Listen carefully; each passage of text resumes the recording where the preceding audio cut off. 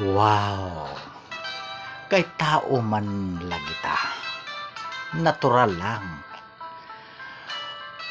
Makatikim kita ng sobrang pagod. Kung laay. Kung laayon mangganita, kapoy ang lawas. Nagkinahanlan og pahuway. Bisan kamay, relax lang.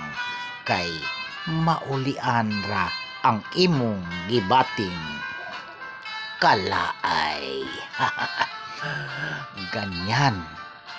Kung mag-isip, kamiton ang mindset. Dili pugson ang kogalingon. Basin makalimtan pati ang imong pagkaon na. Mapas mo ka, basin. Unya, mudako ang problema. Magsige na lang kag katawa. Sakaan ka sa kabuhi. Nga wala na'y pag-asa na ang kapoy dili na mawala sa imong una-una. Ganyan. Mag-isip kang mabuti.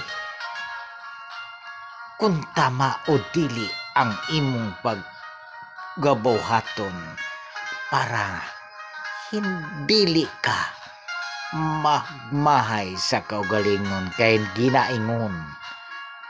Tuwa sa ulahi ang pagmahay kanunay, di ba?